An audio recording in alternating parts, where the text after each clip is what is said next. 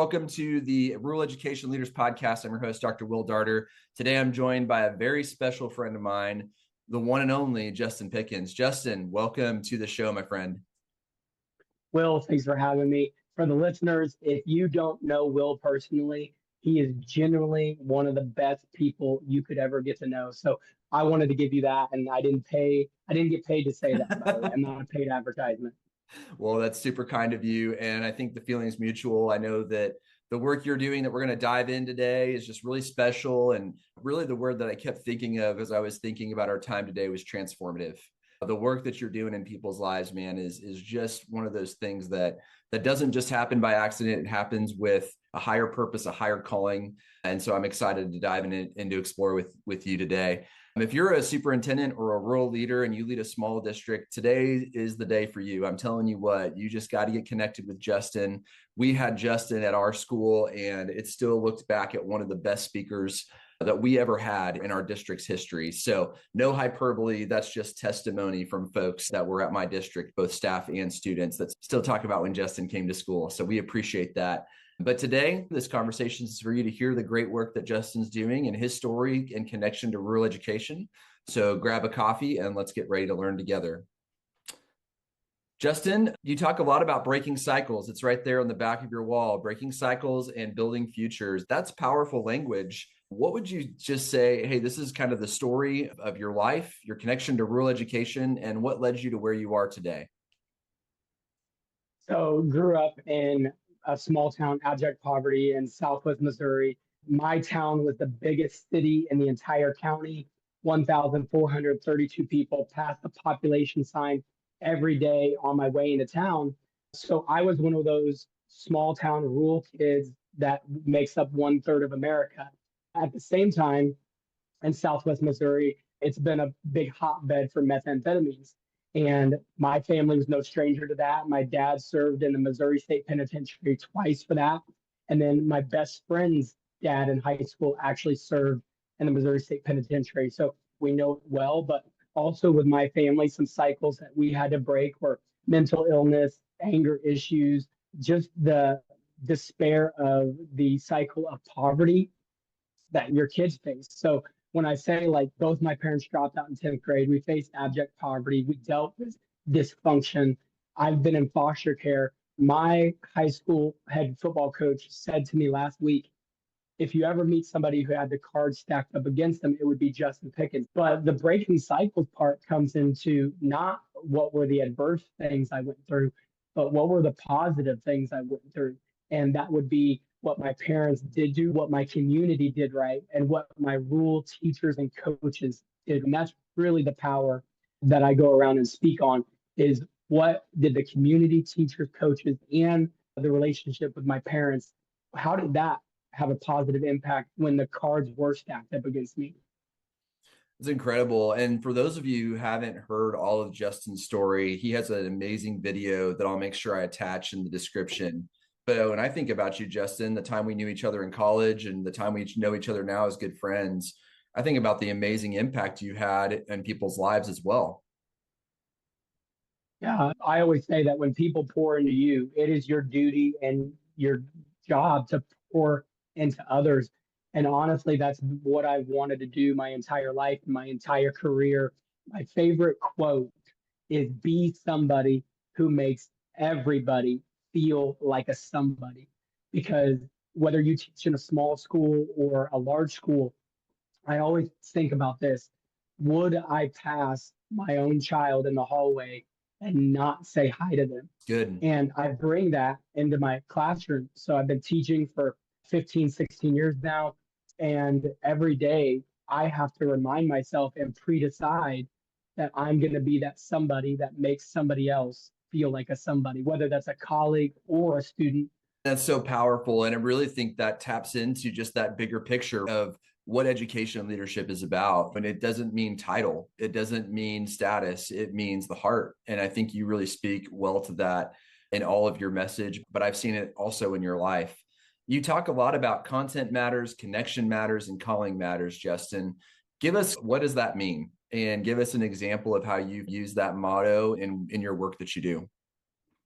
When I go lead professional developments, I always tell stories about content comes first because you were hired to do a job, because content will lead to competence and competence leads to confidence. So Mm, relationships matter in the work that we do. But if your kid is not reading at grade level, they don't feel confident in math, then they're not going to feel like they can go take on the world and break cycles and start building a future that they're proud of. So teachers need to know that the content that they teach in their room matters, because I can read, I yes. can do math really well. I didn't know how much I needed it until I was an adult. So your content creates competence, and competence creates confidence. And when you give a kid those three things, you give them hope, hope that they Wow. can make tomorrow better than today, that there's light at the end of the tunnel, and that they have the skills and the abilities to overcome obstacles. And I just can't tell you how empowering that is when somebody goes from feeling like an underdog to an overcomer, because an underdog by definition is a loser or a predicted loser, a victim. And none of my teachers ever made me feel like that. They always made me feel like an overcomer, that it's not if a hard times come, but when they come, I have the skills and the abilities to obtain success in dealing with that. It's so powerful. In our conversation we had at Freddie's in Bolivar, Missouri, it's funny, nobody ever gets into education just to teach the content, like you said, but that is the doorway. We get an education because of what you said. We want to inspire children with hope for their future. So I wanted to be a PE teacher in college, but my college advisor said you'll never get a job. Mm, So I said, well, I still want to work with kids. I'll go teach government, social studies. And I started off as a 12th grade government teacher, and I've slowly worked my way down because God kept telling me I needed more patience. So as of now, I work in love that. elementary. Your content comes, but your content also has to be with connection. And I always say two things when it comes to connection. Number one, the extra mile educator isn't always somebody with extra time. There's somebody with extra intention. That's good. And that has been the most powerful thing that has made me a next level teacher. It's the intention, because when I first started teaching social studies, I would have principals come in. I won some awards when I was a young teacher, and they'd be like, "Can you share what you're doing and how you're doing it?" Yeah. And honestly, I couldn't. I was like, I just show up and I'm myself. Come on. But the more I look back, I was just extra intentional about everything. When I was a young teacher, I never opened my phone during the day. That's huge. I only checked my email twice. I was where my feet were in my classroom. I made lessons engaging so I could be entertained. But every single thing I did, whether it be my anticipatory set, the pedagogy I was going to use, or the energy I brought in, it was all just intentional. And that doesn't take any extra time. Now, I always tell stories in my professional development that when you do have extra time, because you're going to need it, when you have one kid who's on your heart, Andy Stanley has a fantastic quote that basically is do for one what you wish you could do for everyone. Mm. So teachers in my life made me feel like a somebody by simply being extra intentional. And then a few teachers who built a relationship with me and a good connection, they were the ones who did for one what they wish they could do for everyone and went the extra mile for me. So it's a little bit of give and take with extra intention and when knowing the extra miles needed as well. That's really good stuff. So just tell our friends a little bit about how, hey, you stepped away for a little bit. You stepped away from education and did some learning and some growth. And as you came back, it sounds like it was less of a decision about your future and more of a decision about where your heart was. So just tell us a little bit about that and how that you've seen that impact in coming back to education and what that means for teachers specifically. So I was the last teacher you would ever thought would have left education. I had my dream job at a dream school. I was a 13-year veteran. And to be honest, I was joyful and happy. When other teachers or administrators were burnt out, sluggish, it was not the case for me. But Mm, what I did have pride. It had been a while since I felt recognized by administrators and colleagues. It had been a while since I had won an award, even though those don't matter. And to be honest, we were having our first kids. and money was tighter, finances were Yeah. tighter. And I was approached by somebody who was a financial advisor who just said, "You're so talented, charismatic, funny, and a people person. You would be really good at financial advising." And at first, I put it off and I was like, "No, that's not for me." But then I looked more into it. My best friend from high school, the same best friend whose dad went to prison himself for methamphetamines, he chose the business route, became wildly successful. And I think we've all seen that when you get education. And all I have to say is go God, and good for them because they can use their money Yes. in the business world to go be a blessing to others. And when your pride sets in though, you say, well, why isn't this happening for me? Mm. And that's exactly what happened. So I traded in my dream job at a dream school to go put a suit and tie on and take an elevator to work. Will, we're on the Rural Education Leaders podcast. I Let's took an go. elevator to work. If my future, my younger self would have been so impressed. Yeah. But I will tell you, when I got into the work, it was the only job where numerically I was succeeding and had a scorecard every single week. But it was the only job where I could work with people who were older and had money. And I knew that unless they had something to give me, that I couldn't help them and they couldn't help me. First time of my entire life. Because when you help young kids, they can't do anything for you. That's Don't love. profit It's off of it. care. It's all love. So got into financial advising, cried every day in my office for a 4 month period, knowing that I just felt buried. Like I was to be out there energizing my classroom, energizing other school districts, letting them know that the work they do matters. But I felt buried behind two computer screens with stocks and bonds and mutual funds and annuities and all the stuff. And I quit, went to Chick-fil-A. Why would you go to Chick-fil-A? It's because somebody else said, before you go back to teaching, let's go to the business world where you can also work with young people. And Mm. Chick-fil-A is a great company, great morals, great values. Absolutely. They're But not sponsored, but just saying, they're great. they should come to Bolivar. But I went into Chick-fil-A and I'm the only teacher who ever taught health classes about how to eat healthy and then hired kids and taught them how to upsize processed combo meals. So God taught me a Love that. lot during that season, but I also had many students come into the restaurant. And every time a former student came in, they would remind me of what a difference and a ripple effect I made in their life. Wow. And I saw, and it clicked. I was like, there's no other job I'm going to be able to make that amount of a ripple effect, whether it's from the teacher position in the classroom or the coaching position on the field. You'll never be able to make that impact. And then that's when I decided to go back to teaching. It's an amazing story. I think sometimes we think when we go into education, especially leadership in education, we're helping other people, but it's just such a powerful story to remember. Many times we bring who we are, we bring ourselves, and we also get worked on as leaders. The Rural Education Leader podcast, we don't have all the answers, right? And the reason that I definitely wanted you to have you on the show is one of the things that's so powerful about your leadership is your humility, your ability just to say, here's where I am, here's who I am, and I'm bringing my best to the table. You talk a lot about that with teachers as well. Yeah, because it's the humility to say, "Well, I'll be candid. I'm in my home office right now, but my office at school is the closet. And it's not attractive. It's not anything to write home to mom about. And when you are in the wrong mindset and you're not serving, you can feel the weight of like, man, am I really making a difference?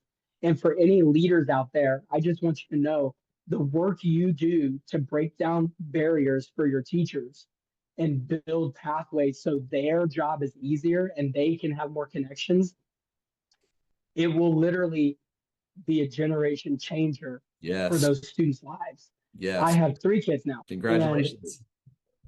my teachers would be so proud because my kids will never experience what I had to experience growing up.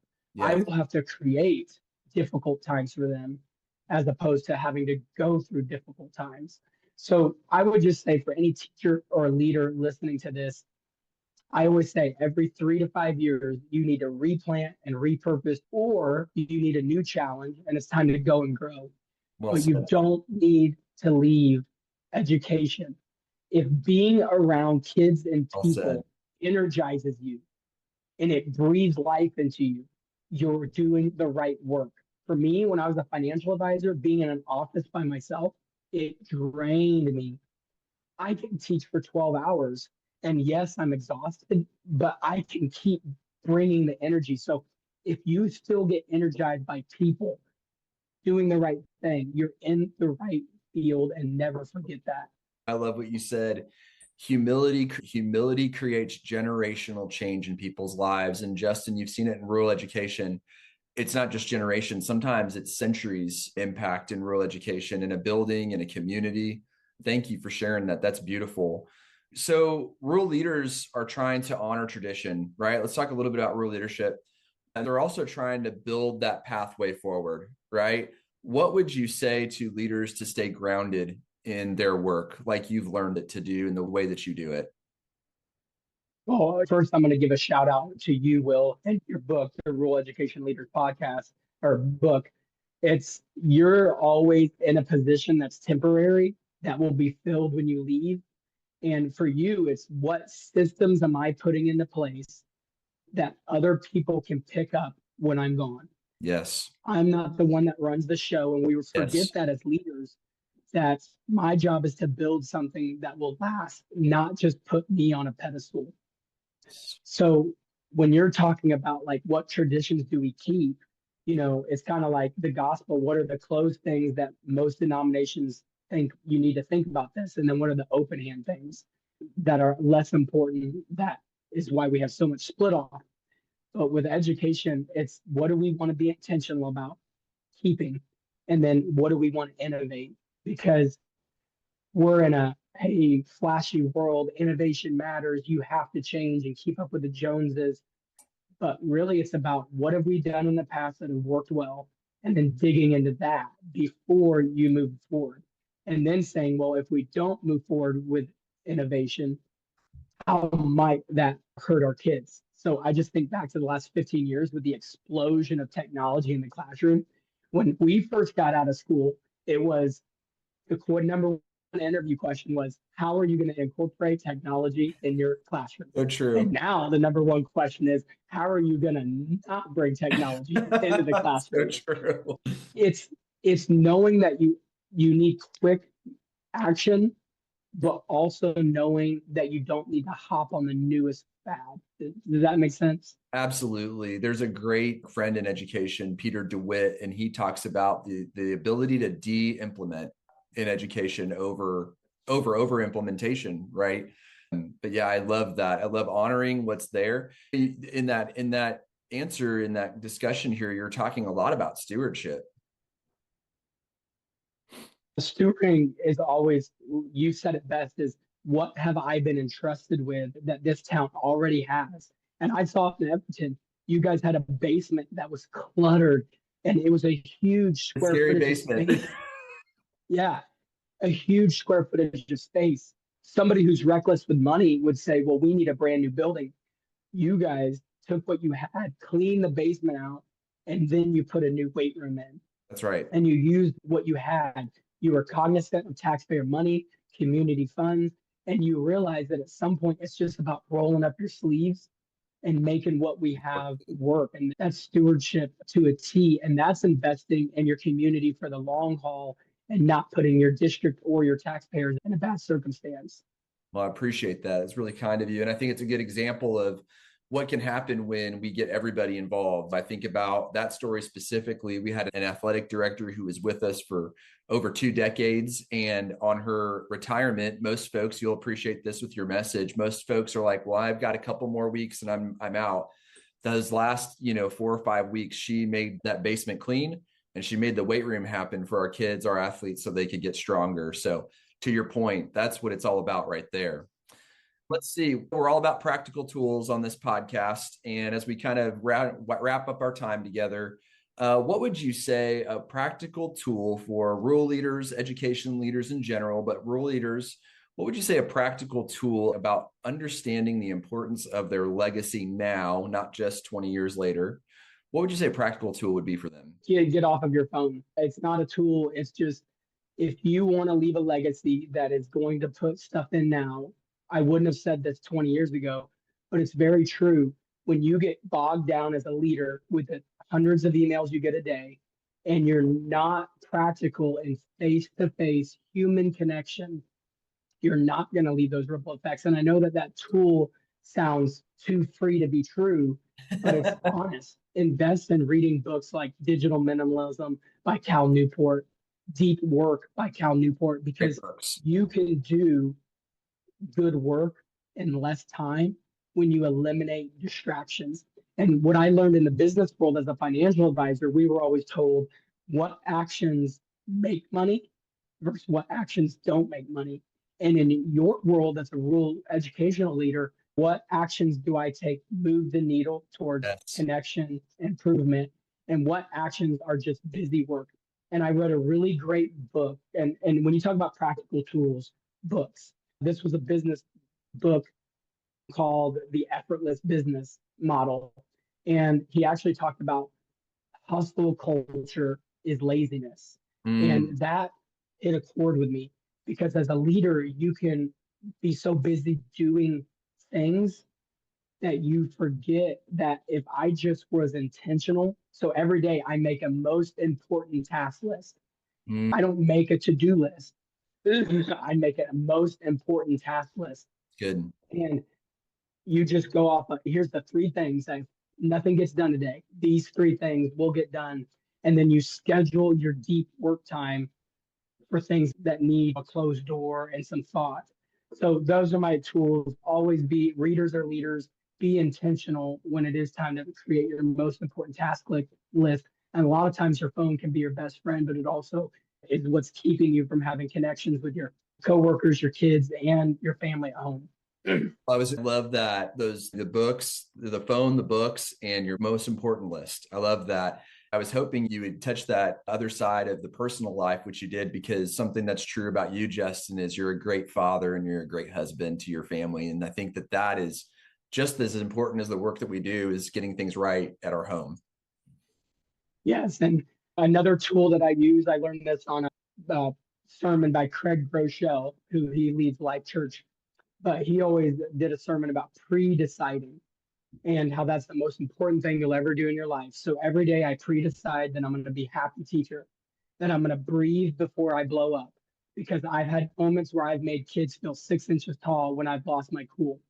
And as a parent, I have to pre-decide that when I get home, I leave my phone in my truck and then I'm completely present. And even if I'm exhausted, I have a servant heart of what does my wife need? Because I've had a hugely busy day, stressful, but I forget that my wife's been at home with the kids all day and she needs that time as well. Pre deciding before you even get out of your car and walk in your home, I'm going to be present. Pre deciding, I may park up the street for 5 minutes to decompress because then when I'm home, I'm not superintendent daughter. I am dad. That's good. And that makes all the difference because you don't have to just survive in your day-to-day life. And if you're doing that right now, take a step back, take 3 steps back to take 6 steps forward and find out how to thrive rather than survive. And if you're not having fun, you're doing it wrong. I'm not saying it's easy, but Groucho said if you're not having fun, you're doing it wrong. And that also affects me deeply as well. Yeah, that's really powerful. Every time I get to spend just a few minutes with you, I always leave inspired. I always leave changed. I know that's the impact that you have on those that you speak to, Justin. How can people stay up with what you're doing and stay connected to the work you're engaged in? Find me on LinkedIn, just Justin Pickens. You can also find me on Instagram at Justin Pickens Speaks. My email address is justin@justinpickens.com. And my website is www.justinpickens.com. I would love to connect with you, and you can put all that stuff in the show notes. Absolutely. I was going to say, let's get all that in the show notes. And if you enjoyed this conversation, I would highly encourage you, highly recommend, highly all of the things that you get connected with Justin. He's doing amazing things in education, not just with students, but also with staff, which is also a very hard area to reach sometimes in our professional development. And Justin's just a natural when it comes to speaking to adults and adult learning. So, Justin, I really appreciate you. If you had to kind of distill something that you would say, hey, our people need to hear something that's true today, right? Truth telling is very important in our field. What is something you would tell people today that's just very true as we wrap up our time? You are here for a reason. Don't ever think for a second that you're not important or valuable. You are seen, heard, and valued. Your job is to also make other people feel seen, heard, and valued. And I love doing professional development for adults because even though adults can be the hardest to actually give speeches to, every person wants to be inspired. And when you connect with an audience and afterwards they say, that's the best professional development I've ever had, and I've broken that barrier, it means all the difference. So give me those teachers that don't want to be there. Give me those teachers that are just doing it because it's contract time, because every student, human, and administrator wants to be inspired. Nobody shows up to professional development or church or a staff meeting hoping that it's boring. Everybody wants to be encouraged daily. And even if you think somebody's looking at you with a blank face, they're soaking it in. They're getting it. So keep giving it, keep bringing it. Awesome. Justin, it is truly just an honor to stay connected with you and to see what you're doing. Keep up the good work. And thank you again for being my first video guest. It's truly an honor. Thank you for being on the podcast, my friend. Thanks, Will. I appreciate it.